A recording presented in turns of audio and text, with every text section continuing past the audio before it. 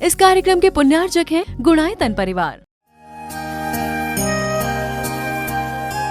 गुणायतन परिवार द्वारा भोपाल में बड़ी सार्थक पहल की गई है, जिसमें बच्चों को संस्कार युक्त और गुणवत्तापूर्ण शिक्षा देने का मौका मिल रहा है। ये बच्चों की व्यवस्था की गई है, जिसमें 6वीं 7वीं के बच्चे इस साल लिए जाएंगे और 11वीं 12वीं और सीए फाउंडेशन के बच्चों को यहाँ रखा जाएगा।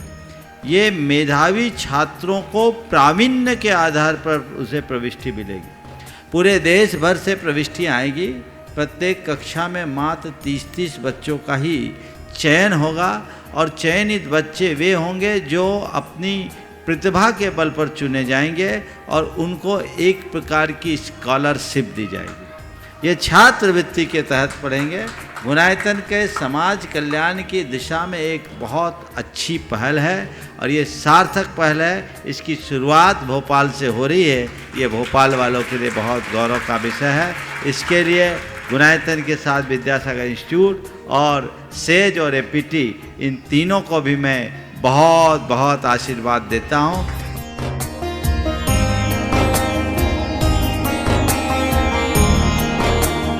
एक आदर्श और व्यवस्थित दिनचर्या का लक्ष्य प्राप्ति में बहुत बड़ा योगदान होता है।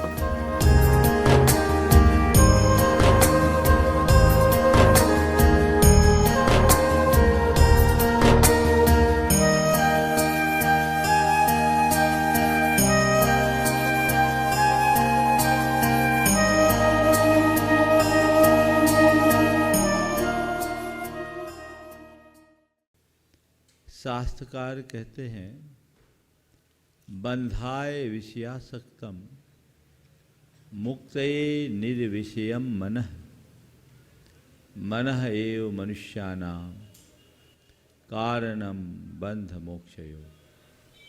विषयासक्त मन बंधन का कारण है और निर्विषय मन मुक्ति का आधार है।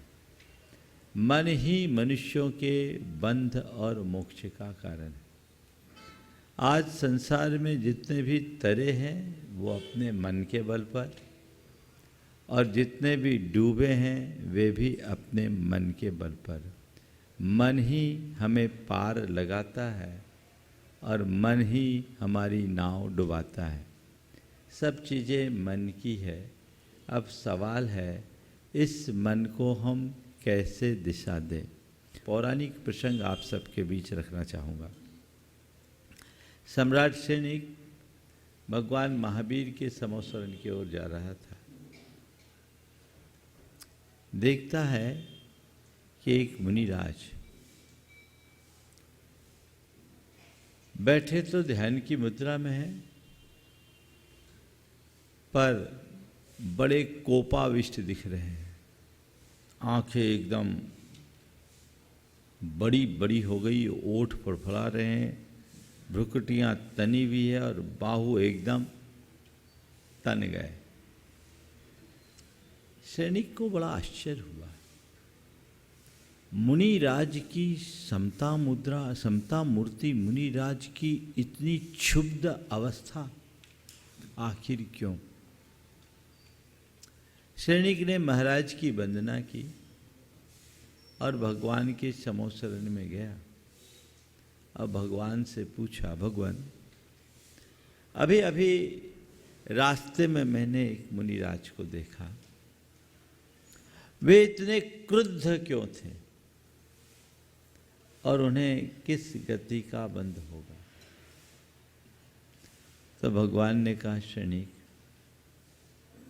जिस समय तुम वहां से गुजर रहे थे उस समय वे तीव्र संरक्षणानंद नामक रौद्र ध्यान में निमग्न थे। यदि थोड़ी देर और ऐसे ही बने रहे तो 7वें नरक में जाने के योग्य हो जाएंगे। एक मुनि महाराज कहाँ जाने के योग्य हो जाएंगे? 7वें नरक के योग। राजा सैनिक भगवान का उपदेश सुना और फिर लौटा। लौटने के क्रम में वहाँ का तो नज़ारा ही कुछ और था। जिन महाराज के बारे में भगवान ने कहा कि वे यदि ऐसे ही अंतर मुहूर्त तक टिके रहे तो 7वें नरक में जाने के योग्य हो जाएंगे, उनको तो केवल ज्ञान हो गया, देवता उनका केवल ज्ञान कल्याणक बना रहे। सैनिक को कुछ समझ में नहीं आया कि भगवान की वाणी झूठी कैसे हो गई। भगवान ने कहा, पड़ताल किया, पता लगा वे मुनिराज कोई साधारण व्यक्ति नहीं थे, एक राजा थे। वैराग्य होने पर उन्होंने अपने अबोध बालक का राज तिलक किया और दीक्षा ले ली। उनकी दीक्षा लेते ही उनके मंत्रियों की नीयत खराब हो गई और छल पूर्वक मंत्रियों ने सारा राज हड़प लिया। रानी और राजकुमार को अपनी जान बचाने के लिए गुप्त मार्ग से भागना पड़ा। ये ध्यान में बैठे थे, कुछ लोग उधर से गुजरे और उन्होंने कहा, देखो इसका क्या, ये तो हाथ पर हाथ धर करके बैठ गया, इसकी रानी और राजकुमार के ऊपर प्राणों की पड़ी है, जान खतरे में है और ये हाथ पर हाथ धर करके बैठा है। ये शब्द उनके कानों में आए, खून खौल गया, खून खौल गया। क्या समझते हो, अभी भी मुझ में बल है, मैं अभी एक एक को मसल दूंगा। कुछ इसी तरह के मनोभाव उनके अंदर उमड़ रहे थे। राजा सैनिक उसी समय वहां से गुजर रहा था। मेरे राज्य को हड़पने वाला कौन होता? और क्रोध में उनने यह सब भूल करके कि मैं एक मुनि हूं, अपनी तलवार निकालने का भाव कर लिया। कमर में तलवार रहती थी और उस राजा की आदत थी कि जब भी तलवार निकालता तो अपना मुकुट संभालता। तो एक हाथ तलवार की तरफ, दूसरा हाथ मुकुट की तरफ। तभी ख्याल आया, अरे कौन तलवार, कौन मुकुट, कौन राजा, कौन रानी, कौन राजकुमार, किसकी सत्ता, किसका साम्राज्य, मैं तो इन सबको छोड़ चुका हूं। धिक्कार है मुझे, मैं कहां फंस गया, धिक्कार है मुझे। पल में अपने आप को संभाला, अपनी निंदा गरहा की और सर्व विकल्पों से मुक्त होकर आत्मा में डूब गए। शुक्ल ध्यान किया, केवल ज्ञान हो गया, उनकी जय जयकार हो गई। यह हमारे शास्त्रों में वर्णित घटना है। अब पूरे घटनाक्रम को देखो, मन का खेल कितना विचित्र। कुछ देर पहले जो 7वें नरक जाने की तैयारी में था, पलट गया तो केवल ज्ञान हो गया।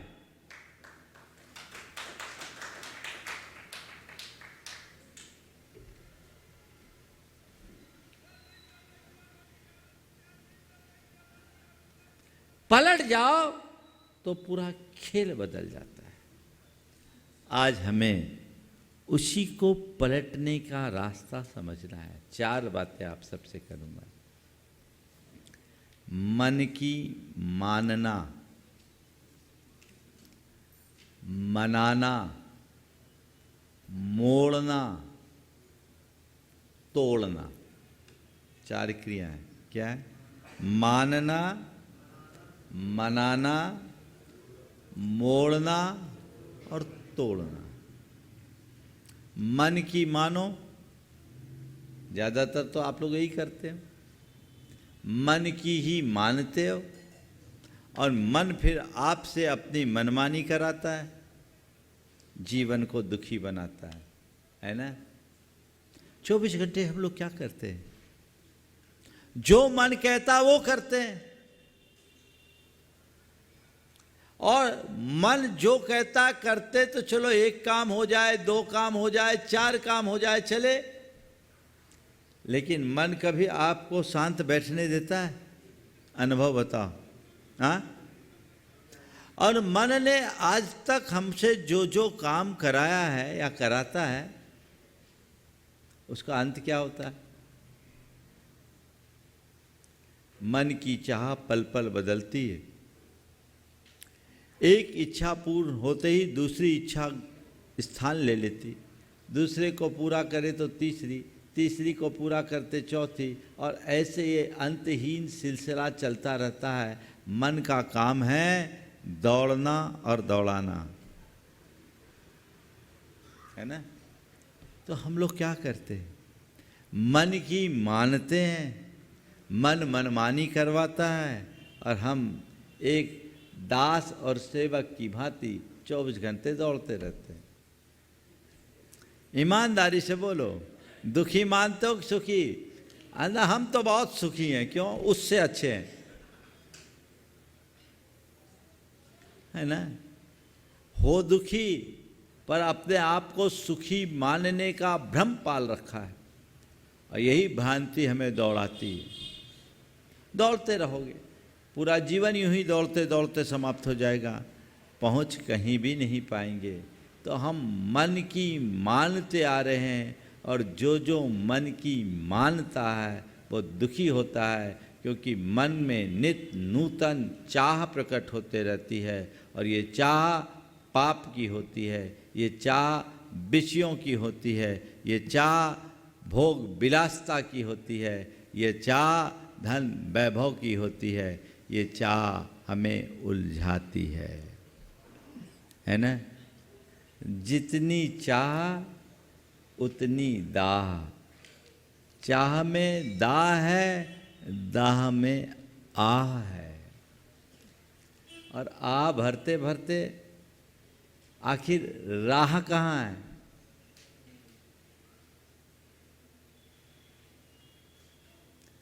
गुरुदेव ने एक बहुत अच्छा हाइकू लिखा, मन का काम मन से नहीं, मन से काम लो मोक्ष। क्या कहा? मन का काम मन से नहीं, मन से काम लो मोक्ष। मन का काम करना और मन से काम लेना, दोनों में अंतर है। मन का काम करोगे बंध है संसार, और मन से काम लोगे मोक्ष है, निराकुलता। मन का काम करोगे आकुल चित्त बने रहोगे, और मन से काम लोगे तो निराकुल बने रहोगे। मन से काम लेना सीखो, कुछ न कुछ तो करो, मन को खाली मत छोड़ो। लेकिन मन से काम कौन ले पाता है? जो मन का मालिक बनता है। और मन का काम कौन करता है? जो मन का गुलाम होता है। बोलो, अभी क्या हो, गुलाम हो या मालिक? हाँ, गुलाम है। तो वो आदेश ठोकता रहता है और आप लोग करते रहते हो मन का काम। मानते तो अपने आप को मालिक, पर सब के सब गुलाम हो। काश अपनी इस गुलामी को पहचान पाते। मान रहे हो मालिक, अपनी मालिकियत एक दूसरे पर थोकने की चेष्टा भी करते हैं, लेकिन अपनी गुलामी का एहसास नहीं है। सब मन का काम कर रहे हैं, मन से काम लेना नहीं जानते। और जब तक ये कला विकसित नहीं होगी, जीवन का उत्थान नहीं होगा। मन का काम मत करो, मन से काम लेना सीखो। मन से काम लेना सीखने के लिए मन की मानने की जगह मन को मनाने की कला अपनानी चाहिए। मन को मनाया कैसे जाए? मन तो मनमानी करता है, संस्कार भी ऐसा है। और हमने तो अपने आप को समर्पित कर रखा है पूरी तरह से। मन के आगे सब के सब सरेंडर है। जो मन कहता वही करते हैं, बाकी चीज़ें नहीं करते। कहते नहीं, मन से काम लेने के लिए अपनी चेतना को जगाना चाहिए। सबसे पहले हमें जानना चाहिए कि मैं हूँ कौन, मेरा क्या है, मेरा धर्म क्या है, मेरा कर्म क्या है, किस में मेरा हित है और किस में मेरा अहित है। जब तक हिताहित का विवेक जागृत नहीं होता तब तक मन पर नियंत्रण की कोई संभावना नहीं होती। विवेक जरूरी है। ज्ञान ही एक ऐसा साधन है जो हमें समाधान देता है। देखिए, जीवन के अनुभव से किसी बात को लेकर अगर आपका मन बड़ा व्यग्र, बेचैन हो, उद्विग्न हो, बार बार किसी व्यक्ति या वस्तु को पाने की प्रगाढ़ इच्छा हो, बहुत ज़्यादा, आप पागल हो उसके लिए, और कोई ऐसा निमित्त आया जिससे ये हो गया कि जो मैं सोच रहा हूँ वो सही नहीं है, ये मेरे लिए हितकर नहीं है, इसमें मेरा नुकसान है। माइंडसेट बदलेगा कि नहीं बदलेगा, बोलो? हाँ, फिर आप उसे अपनाना चाहोगे? नहीं ना, कभी नहीं। वास्तविकता का पता लगने के बाद फिर मन उधर नहीं भागता। भागता है क्या? जो चीज़ें मन में उतरी होती है वो मन से उतर जाती है, यही तो है। तो जब तुम्हारे अंदर सही ज्ञान हो जाएगा तो तुम मन की मानना अपने आप बंद कर दोगे, क्योंकि तुम्हारी दृष्टि में सुख की जगह हित आ जाएगा। जो सुख के पीछे भागते हो मन की मानते हैं, और जो हित को प्रमुखता देते हैं वो मन को मनाते हैं। मन केवल सामने का देखता है, उसे आगे पीछे से मतलब नहीं, पर हमारी चेतना हित को पकड़ती है जो आगे पीछे को भी देखती है। देखो, मन बदलते ही कैसा खेल बदलता है। एक परिवार मुझसे जुड़ा जिनका बेटा किसी लड़की के चक्कर में फंसा हुआ था, और उसे बहुत समझाया। वो इस बात पर आमादा था कि मुझे उसी लड़की से शादी करनी। माँ बाप मेरे पास लेकर आए। लड़के से बातचीत करने के बाद मुझे लगा कि ये संबंध होगा नहीं। मैंने उनके माँ बाप को कहा, तुम लोग इस विषय में इससे चर्चा करना बंद कर दो, केवल एक ही स्टैंड लो कि हम लोगों की इसमें सम्मति नहीं।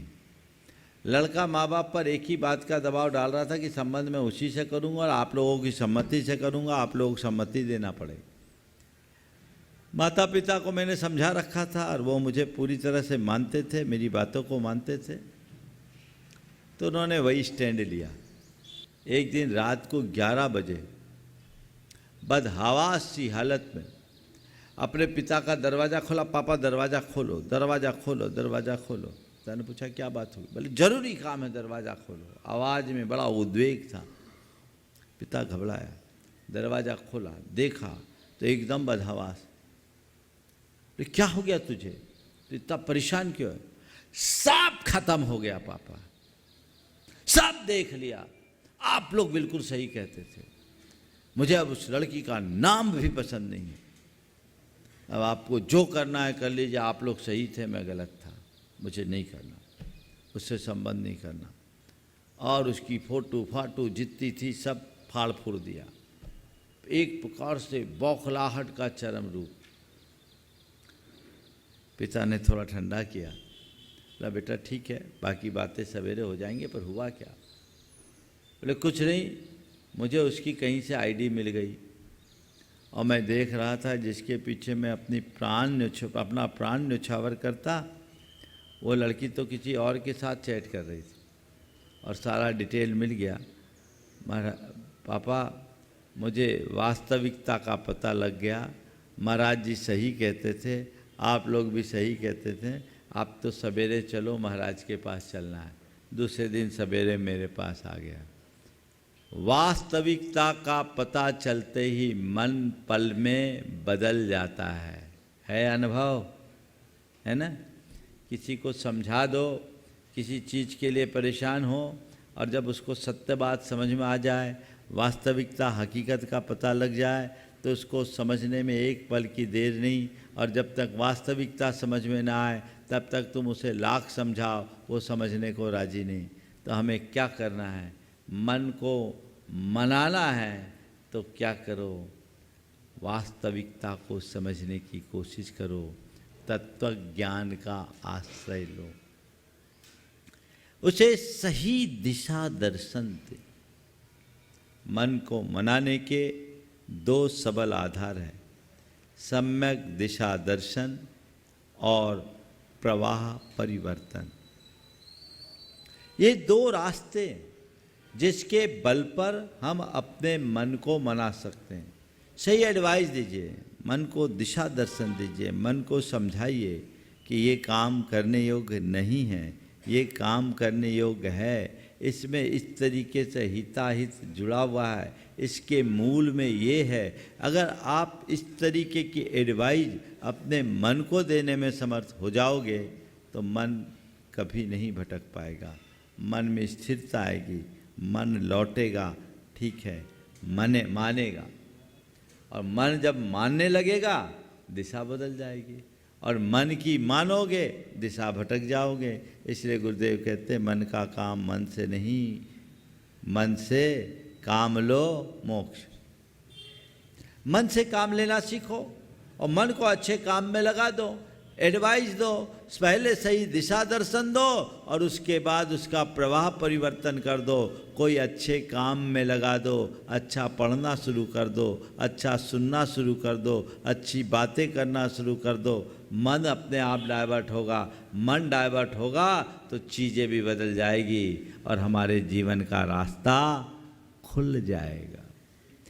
तो मन को मनाओ, मन की मानो मत, और मना करके धीरे से उसको टर्न कर दो। क्या करो? मोड़ दो, मन को मोड़ो।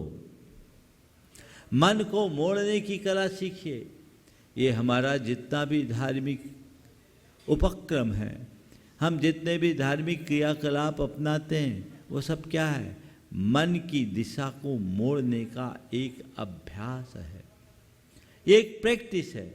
अगर हम इसे मोड़ने में समर्थ हो गए तो हमारे जीवन की दिशा बदल गई। पर ज़्यादातर लोग इस तरह का कोई अभ्यास नहीं करते। धार्मिक क्रियाएं भी करते हैं तो केवल क्रिया के रूप में कर लेते हैं, आधे अधूरे मन से करते हैं। पूजा करने में भी न जाने आप कहाँ कहाँ घूम आते हो। बोलो, कर रहे हो पूजा और मन कह रहा है कुछ और, सुन रहे हो प्रवचन, मन में बात घूम रही है कुछ और है। तो मन को मनाने की कला सीखिए, उसे सही एडवाइस दीजिए और धीरे से उसे मोड़ दीजिए। मन को मोड़ना सीखिए, मन को एक डायरेक्शन दीजिए, उसका प्रवाह परिवर्तन हो जाएगा।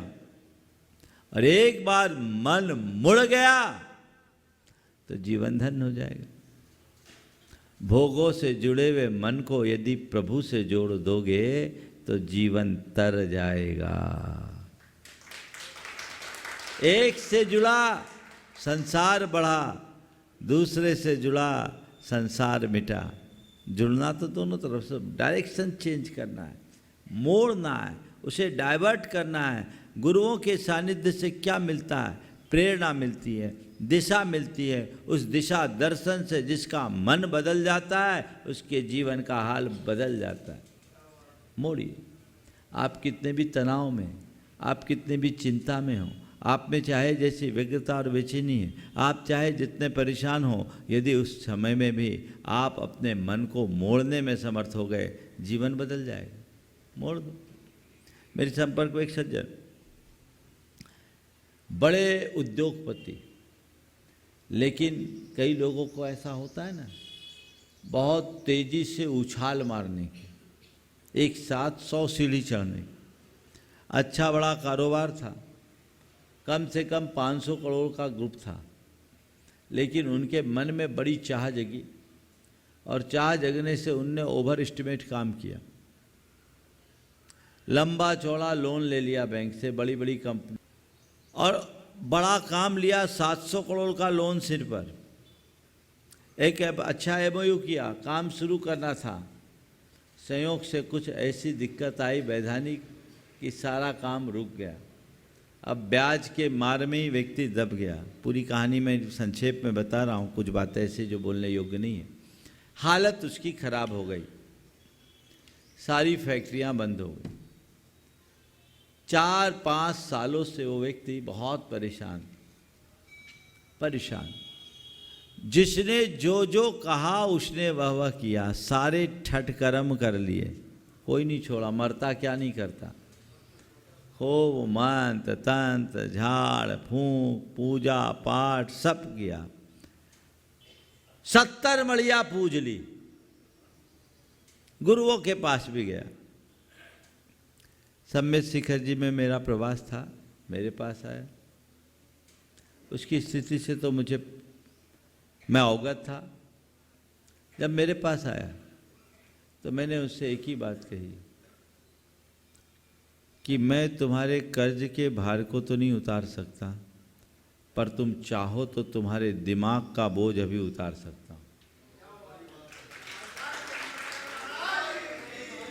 कर्ज का भार नहीं उतार सकता, दिमाग का बोझ अभी उतार सकता हूं। और मैंने संबोधा और उससे कहा, भूल जाओ, तुमने अपने कैरियर की शुरुआत कहाँ से की थी? बोले महाराज गांव से आया था तो मेरे पास कुल 500 रुपये थे। हम बोले आप सब कुछ खो करके भी कुछ तो है? बोले उस हिसाब से तो बहुत कुछ है। बोले भूल जाओ कि मेरा ये साम्राज्य था, भूल जाओ मेरी इतनी फैक्ट्रियाँ थी, भूल जाओ मेरा इतना कारोबार था। ये सब न मेरा पहले था, न अब है, न आगे रहेगा। सच्चे अर्थों में शरीर भी नहीं, एक परमाणु भी मेरा नहीं है। एगो में सासदो आदा नान दंसन लखनो शेषा में बाहिरा भावा सब्बे संजोग लखना। तुम क्या हो इसे समझो, इस ज्ञान को आत्मसात करो। तुम्हारा केवल तुम हो, और फिर भी व्यवहार में देखना चाहते हो तो तुम्हारे ये 2 बेटे हैं ना, यही तुम्हारे एसेट्स हैं। दोनों चार्टर्ड अकाउंटेंट थे। बोले पढ़े लिखे, चिंता करने की क्या जरूरत, सब भूल जाओ। मेरा न था न है, यही सोचो कि मेरी नियति मुझसे नया एक्सरसाइज कराना चाहती है। नई गिनती शुरू कर दो। तुम्हारे बेटे कुछ नहीं तो नौकरी करके अपना जीवन चला लेंगे और अच्छा जीवन चला लेंगे। एक चार्टर्ड अकाउंटेंट भी बहुत हंसी खुशी अपनी ज़िंदगी चला लेता है, और फिर तो ये 2 हैं। तुम्हें कुछ करने की ज़रूरत नहीं, धर्म ध्यान करो, आनंद से भरो, औरों से अच्छे हो। इतना सब कुछ होने के बाद भी आज तुम्हारी सेहत अच्छी है, तुम्हारा शरीर अच्छा है, और तुम्हारा परिवार तुम्हारे साथ बंधा है, और तुम्हारे रिश्तेदार तुम्हारे साथ खड़े हैं। यही तुम्हारी सबसे बड़ी उपलब्धि है। जब मैंने बोला, आया था तो एकदम कुमलाया हुआ कमल था, और थोड़ी देर के समझाने के बाद देखते ही देखते चेहरा खिल गया, और उसने कहा, महाराज आज मुझे लगा कि आपके पास मुझे बहुत पहले आना चाहिए था, सही जगह मैं आज आया। मुझे आपके चरणों में बहुत पहले आना चाहिए था। सबने मुझे ऊपर बाकी बातें बताई, जड़ की बात किसी ने नहीं बताई। आज समझ में आ गया। मैंने कहा ये निमित्त नैमित्तिक संबंध है, वो थोड़ा स्वाध्यायी भी था। हमने कहाँ भटके हो, ये संयोग है, संयोग बनते और बदलते हैं, इनमें हमारा कोई नियंत्रण नहीं है। इस सत्य को स्वीकारो। वस्तु स्वरूप को स्वीकारने वाले का मन कभी भटकता नहीं। मैंने उसके मन में ये बातें बिठाई,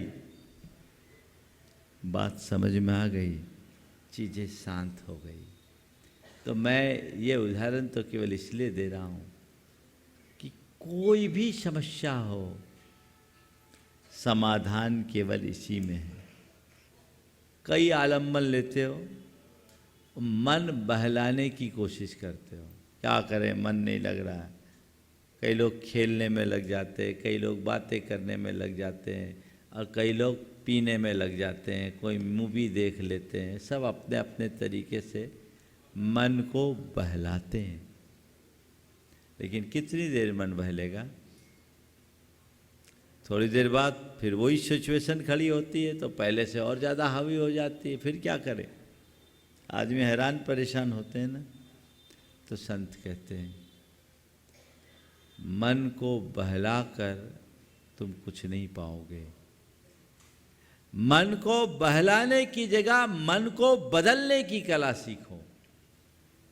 मन को बहलाने में भटकाव है और मन के बदल जाने में ठहराव।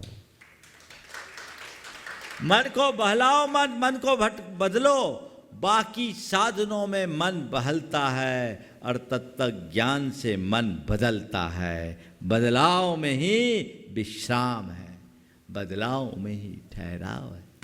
एक बार मन बदल लो, काम खत्म। नहीं, अब हमें कुछ नहीं। कई बार आप देखिए, कई चीज़ें, कई स्थितियाँ ऐसी होती है, किसी बात को लेकर बहुत परेशान, बाद में नहीं ठीक है, आप जो कह रहे थे ठीक है, मेरा मन बदल गया, मुझे बात समझ में आ गई। तो समझाने वाला कौन है? तत्वज्ञान। मन की दिशा को मोड़ो। गुरुओं के सत्संग से और जिनवानी के अभ्यास से आप अपने मन को बदलने में समर्थ हो सकते हैं। और एक बार मुड़ गए तो फिर तो जीवन तर गया। मुड़ो और जुड़ो, मुड़ो और जुड़ो। अभी तक तुम विषयों में डूबे हुए हो, उससे मुड़ो और भगवान के चरणों में आओ, प्रभु के चरणों में आओ, परमात्मा के चरणों में आओ। धर्म के रास्ते को अंगीकार करो, परमार्थ के पथ पर चलना शुरू करो। देखो जीवन का क्या रस आता है। दिशा केवल यही है, इसी के बदौलत आगे बढ़ा जा सकता है, और कोई दूसरा तो मार्ग ही नहीं है। ये मार्ग अंगीकार करे, जीवन को आगे बढ़ाने का सतत प्रयत्न करे, पुरुषार्थ करे, जिससे जीवन को बेहतर बनाया जा सके। तो मन की मानना, मन को मनाना, मन को मोड़ना, मनाना और मोड़ना जीवन की बड़ी उपलब्धि है, और मानना और तोड़ना जीवन का ह्रास। कुछ लोग होते हैं मन की मानते हैं,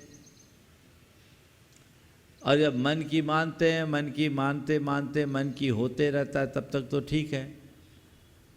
जब मन की होता, मन का नहीं होता, तो क्या करते हैं? मन को तोड़ देते हैं, डिप्रेशन के शिकार हो जाते होते। बहुत सारे लोग हैं जो मन को तोड़े हुए, टूटा हुआ मन, जिसका मन टूट जाता है फिर उठ नहीं पाता, खड़ा नहीं हो पाता, वो डिप्रेशन का शिकार हो जाता है, गहन अवसाद और चिंता में डूब जाता है। और आजकल ऐसे लोग बहुत हैं, इनकी संख्या बहुत तेजी से बढ़ रही है। उसमें भारत में 8.5 करोड़ लोग डिप्रेशन के रजिस्टर्ड शिकार थे। कितने?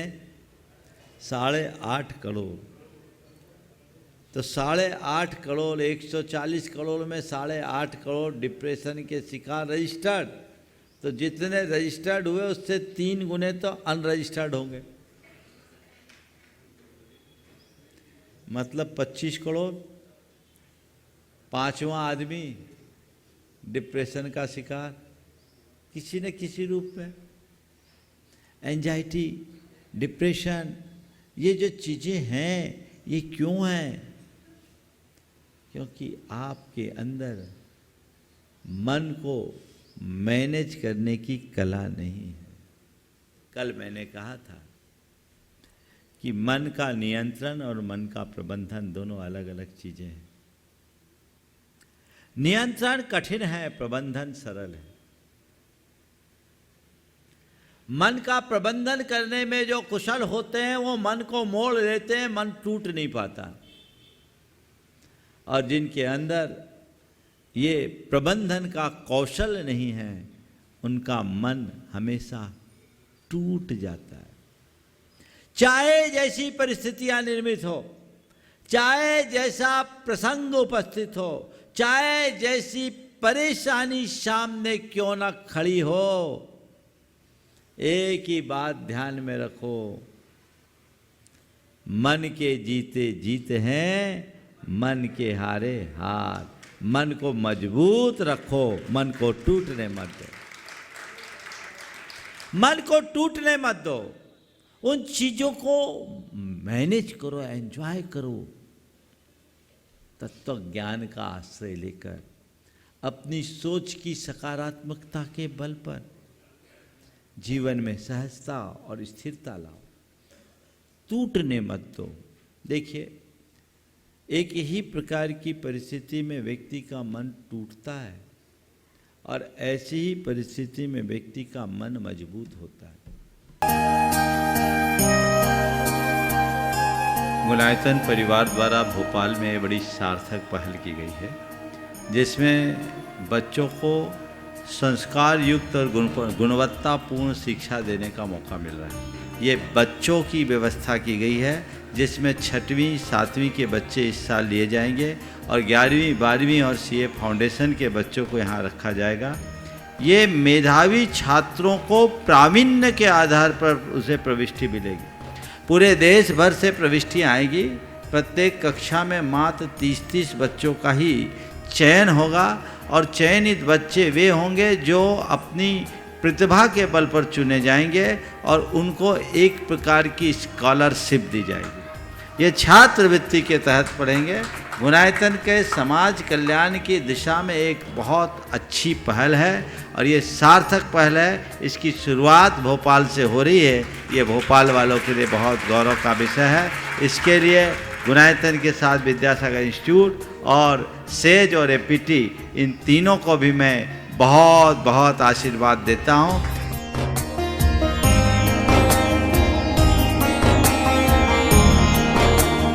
एक आदर्श और व्यवस्थित दिनचर्या का लक्ष्य प्राप्ति में बहुत बड़ा योगदान होता है।